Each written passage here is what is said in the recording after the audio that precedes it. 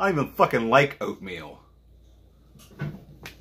It's Drewski McGillicuddy's Skyscraper movie review. Hey everybody, it's Drewski McGillicuddy, and guess what? I got to go see a pre-screening of Skyscraper. That's not right. That's better. Skyscraper, starring Dwayne "The Rock" Johnson and Neve Campbell. And what's the director's name? It's too hard to remember. Don't fucking worry about what the director's name is. Marshall Thurber. Rawson Marshall Thurber, if I said that. Anyway, he's the guy that brought us Dodgeball and We Are the Millers. And apparently Central Intelligence, which I haven't seen yet, but now that I've seen this movie and I know that he's the guy that did Dodgeball and those other movies, I might go watch Central Intelligence. But we're not here to talk about that. We're here to talk about Die Hard 6. I mean, Skyscraper. Which, you know, a lot of people are comparing this movie to Die Hard. And aside from the setting, it's not really... It doesn't have anything to do with Die Hard, okay? These guys aren't Russian. They're not German. For all I know, they're not really terrorists, but they're, you know, part of a crime syndicate. Anyway, so there's this billionaire. He builds the world's tallest building. And through one of Dwayne Johnson's friends, he is hired as the security analyst guy, whatever, because he is a former Marine and former FBI agent. And the movie starts out showing you a little bit of a backstory about what happened. You find out what happened to Dwayne Johnson's character. You find out why he's got the bum leg, because the prosthetic leg comes into effect a lot in this movie, as well as duct tape. There's a running gag with duct tape. If you can't fix it with duct tape, you're not using enough duct tape. But I already knew that because I used to watch the Red Green Show back when, you know, those places where I didn't have cable. I could always rely on the Red Green Show. But anyway, so there's these people, all right? And they extorted money from this billionaire, and he's got this little file that shows who all extorted money, blah, blah, blah, blah. You don't need to know all this shit. I don't want to go into spoilers. Anyway, they're trying to get this thing from this guy, so they lock him in a building, and they light it on fire. And it's weird because it's like the stuff they use to set the fire is created by the sprinkler system. It's flammable with water. It's flammable with water, so that was pretty interesting.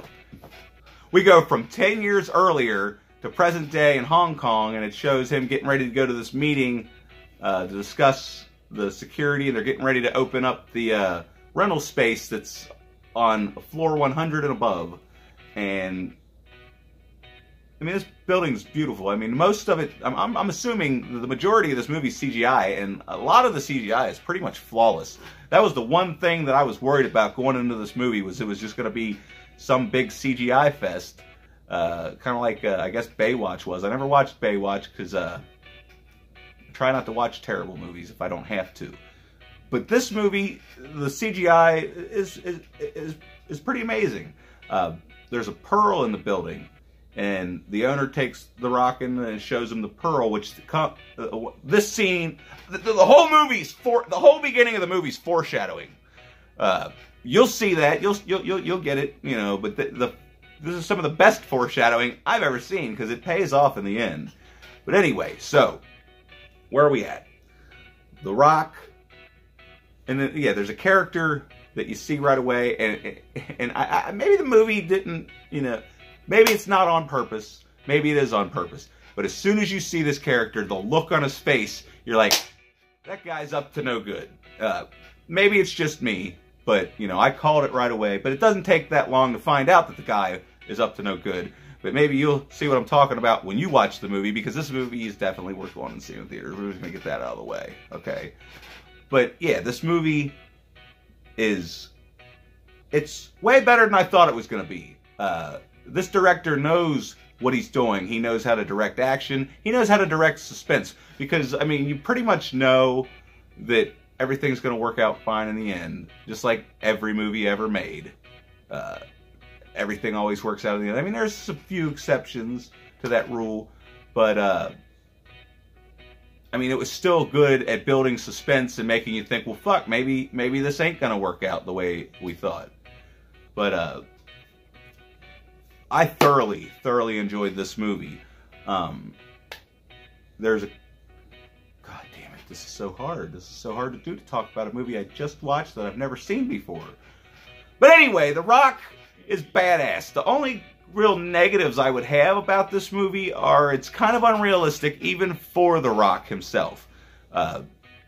Because there's a part where he climbs... Spoiler alert, he climbs 90 stories up a crane.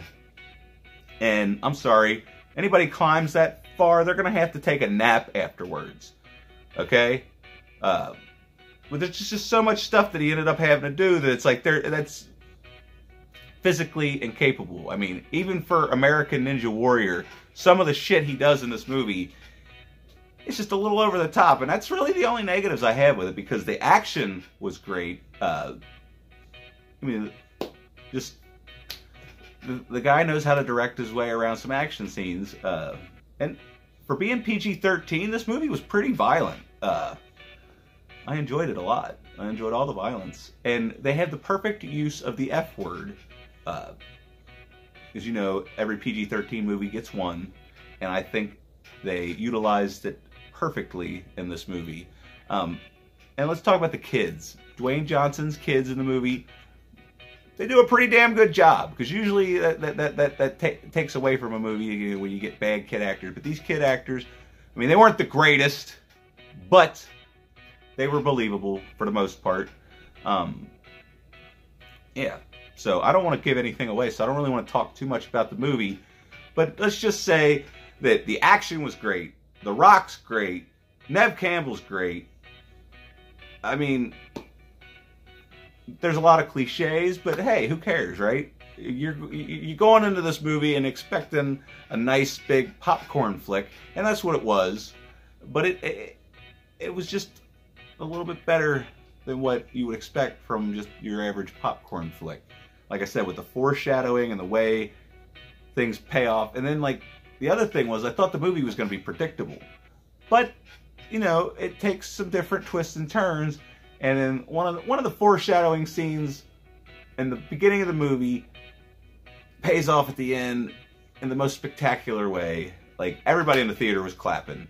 So the climax, I mean, this movie doesn't take that long to get started either. I mean, it's 20 minutes of, you know, basically telling you what's going on, and then once it starts going on, it's a suspenseful ride. I mean, this movie's pretty much a suspenseful ride, and I can't really think of anything else to talk about without spoiling the movie. So we're just going to go ahead and rate the motherfucker. How about that? I'm going to give it a solid 7. Okay? This movie's definitely worth checking out in the theater. It's probably definitely going to be worth adding to the collection when it comes out on Blu-ray. But I highly recommend seeing this in theater, because the scale of this movie, it's meant to be seen on the big screen. A lot, like all movies are meant to be seen on the big screen. But this kind of stuff in particular... yeah, I hope this is good enough. I don't know. It's past my bedtime. Like, you should have known that. I had to get... Anyway, like the video if you don't mind, or dislike it. I don't care at this point. I'm just, you know, going through the motions until I'm a big shot and I have millions of subscribers. Hopefully it don't take that long. Anyway, I'm sorry. I'm sorry, okay? I'm doing the best I can. Just, if you haven't already subscribed, I hate to beg for subscribers, but, you know. God, I'm terrible. See, Oatmeal was right. I'm a big fucking jackass.